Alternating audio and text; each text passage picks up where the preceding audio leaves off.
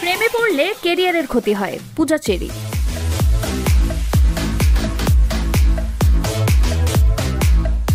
চলচ্চিত্রের পর এবার নতুন জগতের চিত্রনায়িকা পূজা চেরি। রায়হান রাফির আসন্ন ওয়েব সিরিজ ব্ল্যাক মানিতে কাজ করে এই প্রথম ওটিটিতে নাম লেখালেন নায়িকা। তবে সিরিজটি মুক্তির আগেই পূজার ঝলকানি নজর কেড়েছে দর্শকের।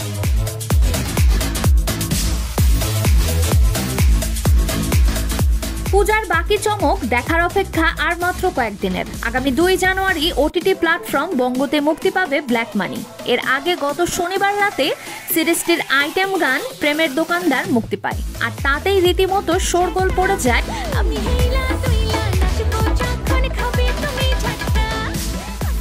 হেইলা দুইলা নাচবো যখন খাবে তুমি ঝাটকা কথায় প্রায় 4 মিনিটের গানটিতে আবেদনময়ী রূপে হাজির হয়েছেন পূজা চেরি। গানটি মুক্তির পর নেট মাধ্যমে পূজার পারফরমেন্স প্রশংসিত হয়েছে।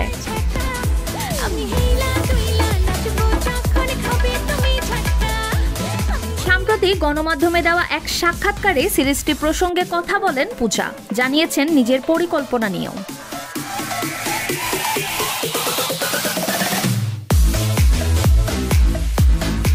ব্ল্যাক মানিতে কাজের অভিজ্ঞতা ভাগ করে পূজা বলেন, সব মাধ্যমেই কাজ করেছি, বাদ ছিল ওয়েব সিরিজ।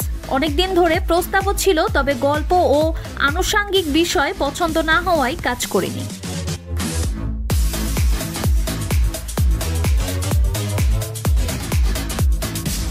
প্রেমের দোকানদার গান প্রসঙ্গে পূজা বলেন, ভালো সাড়া পেয়েছি, আমার কাজের প্রশংসা পাচ্ছি বিভিন্ন মাধ্যমে। এছাড়াও গানটিতে নেচে আমারও ভালো লেগেছে।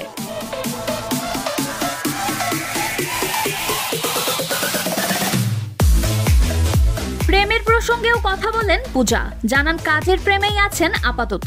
নায়িকার কথায়, আমি তো সব সময় প্রেমের মধ্যে থাকতে পছন্দ করি। প্রেম ছাড়া মানুষের জীবন তো অর্থহীন, কিন্তু হঠাৎ করে আমার মনে হয়েছে প্রেম আসলে কাজের কিছুটা হলেও ক্ষতি করে।